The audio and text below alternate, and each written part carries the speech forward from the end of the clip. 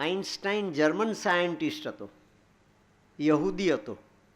જે યહૂદીઓ અને હમાસ આજે ભયંકર ખૂંખાર લડાઈ લડી રહ્યા છે.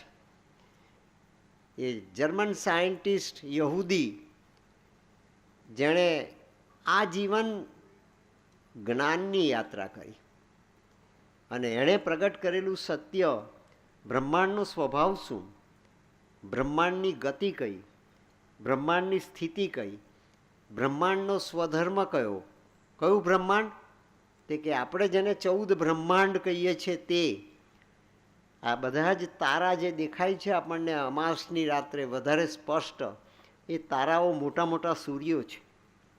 એ માત્ર ટમટમતા નાના સરખા દીવડા નથી, પણ આપણી અને તેની વચ્ચેનું અંતર એટલું બધું છે કે આપણને ખૂબ નાના દેખાય છે.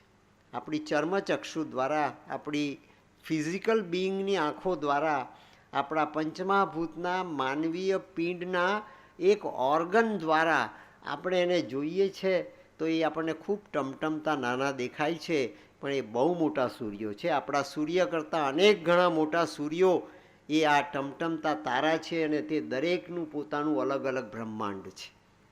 જેમ આપણા પૃથ્વીનો સૂર્ય આપણે ત્યાં રોજ ઉગે છે અને રોજ આથમે છે, એ આપણને અનુભવાય છે. સૂર્ય ઉગતો પણ નથી ને સૂર્ય આથમતો પણ નથી. ગેલિલિયોએ સાબિત કર્યું 17મી સદીમાં કે સૂર્ય ઉગતો નથી ને સૂર્ય આથમતો નથી, પૃથ્વી ફરે છે. અને ફરતી પૃથ્વીને કારણે અડધી પૃથ્વી પર સૂર્યનો પ્રકાશ ઝીલાય છે, એ ત્યાં દિવસ થાય છે, અને અડધી પૃથ્વી પર સૂર્યનો પ્રકાશ ઝીલાતો નથી, ત્યાં રાત પેદા થાય છે. જ્યાં રાત છે ત્યાં દિવસ નથી, દિવસ છે ત્યાં રાત નથી, જ્યાં પ્રકાશ છે ત્યાં અંધકાર નથી, અંધકાર છે ત્યાં પ્રકાશ નથી. એ દ્વૈત પેદા થાય છે. હવે સમય એવો આવ્યો, અસતોમાં સદગમય એ યાત્રા ઇવોલ્યુશનમાં આપણે વિટાવી દીધી, અને વિતાવી દીધી તો આપણે અનેક જન્મો થયા. જે જન્મોમાં આપણે માનવ પણ અનેક જન્મોમાં થયા, પશુઓ પણ અનેક જન્મમાં થયા, કીટક ભ્રમર પણ અનેક જન્મોમાં થયા. એ જન્મોમાં વિતાવતા વિતાવતા વિતાવતા આપણું એ આત્મતત્વ, જેને ભગવાન કૃષ્ણએ 5000 વર્ષ પહેલાં ગીતાજીમાં એમ કહ્યું, મમય વાંસો જીવ લોકે જીવ ભૂતો સનાતન. આ જીવભૂત છે, પંચમહાભૂતનું આ બોડી, પંચમહાભૂતનો આ દેહ, તેમાં એક છઠ્ઠું મહાભૂત છે. અને મહાભૂત એટલે મહાપદાર્થ. ભૂત એટલે ગોષ્ઠ નહીં, ભૂત એટલે પિશાચ નહીં. કોઈ વડના ઝાડ પર, પીપળાના ઝાડ પર, કોઈ બંધિયાર બંગલાની અંદર ખડખડાટ થાય, ધડાકા થાય અને આપણે કહીએ કે આ કોઈ પ્રેત છે, કોઈ ભૂત છે, કોઈ પિશાચ છે, કોઈ ડાકણ છે, એ ભૂત નહીં.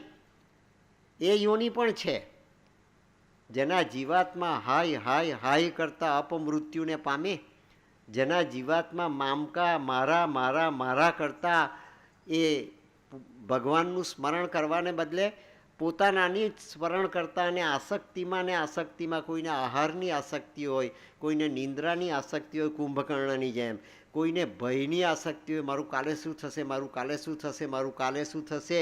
મેં કરેલું ભેગું કરેલું પાપનું ગોડાઉન એ મારું કોઈ જાણી જશે, કોઈ માણી જશે, કોઈ ઝૂંટવી જશે કે કેમ, અને હું તો મરી જઈશ. પણ આ બધું બરાબર વ્યવસ્થિત કરીને, બરાબર ગોઠવીને, મારા મામકાઓને બરાબર સોંપીને પછી હું મરું, એવું કંઈ થાય.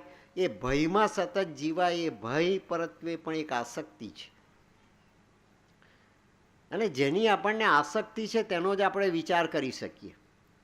આ ભાઈ આ સૂર છે બધા સંગીતના, એમાંથી જે સૂર દબાવે એવો સ્વર આ લાકડાની પેટીમાંથી પ્રગટ થાય.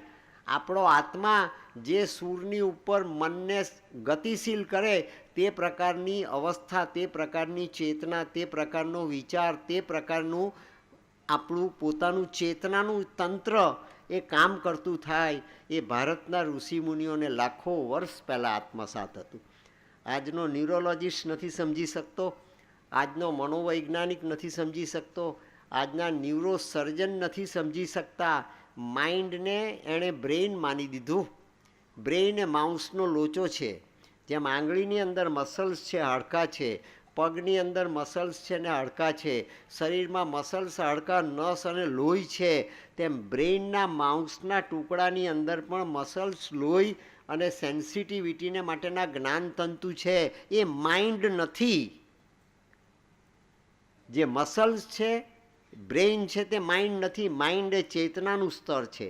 આખી પ્રકૃતિ, શરીરની પ્રકૃતિ, પ્રાણની પ્રકૃતિ અને મનની પ્રકૃતિને પ્રકૃતિ તરીકે જીવંત બનાવનાર જે એનર્જી છે, જે તત્વ છે, જે સત્વ છે, જે એકમાત્ર પાવર છે, એ પાવર તે માઇન્ડ છે. મન એ પ્રકૃતિનું ઊંચામાં ઊંચું શિખર છે. આપણી 5 જ્ઞાનેન્દ્રિય છે અને 5 કર્મેન્દ્રિય છે. એ 5 જ્ઞાનેન્દ્રિય અને કર્મેન્દ્રિય જેના માધ્યમ દ્વારા વ્યક્ત થાય છે. આંખ જોઈ શકે છે, કાન સાંભળી શકે છે, જીભ સ્વાદ લઈ શકે છે. કોણ લેવડાવે છે એની પાસે? આંખ સાંભળી નથી શકતી, કાન જોઈ નથી શકતા, ચામડી એ ખાઈ નથી શકતી, અને બધાનું કેન્સર થાય છે. માઇન્ડનું બી કેન્સર થાય છે. આત્માનું કેન્સર કોઈ ડૉક્ટરે નિદાન કર્યું? તને આત્માનો ટીબી થયો છે એમ કોઈ ડૉક્ટરે નિદાન કર્યું? તારો આત્મા વિકલાંગ થયો છે એમ કોઈ ઓર્થોપેડિક સર્જને ઓપરેશન કર્યું? તારો આત્મા ગાંડો થયો છે એમ કોઈ મનોવૈજ્ઞાનિકે નિદાન કર્યું?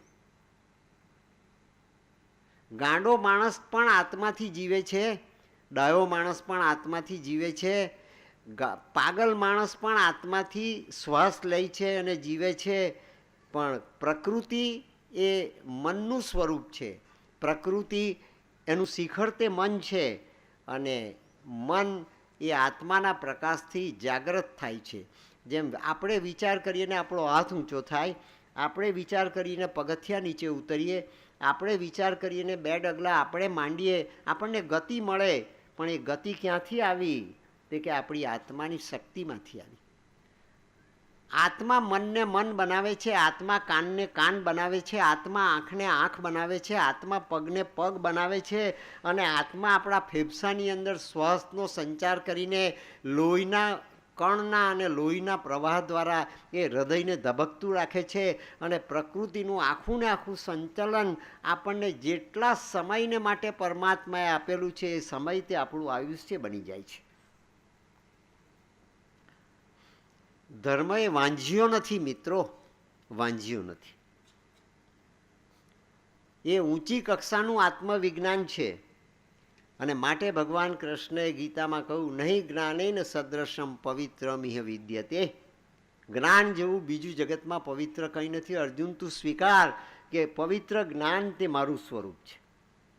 હું કોણ છું એનું દર્શન શ્રીમદ ભગવદ્ ગીતામાં કુરુક્ષેત્રના મેદાનની ઉપર ભગવાન શ્રી કૃષ્ણે 18 અધ્યાય 700 શ્લોક ગાઈને પ્રગટ કર્યું.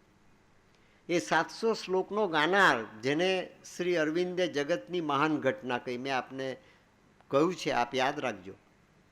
4 જગતની મહાન ઘટના છે, એમાંની એક ઘટના છે colloquial on the battlefield of Kurukshetra. Colloquial Greek ભાષાનો શબ્દ છે.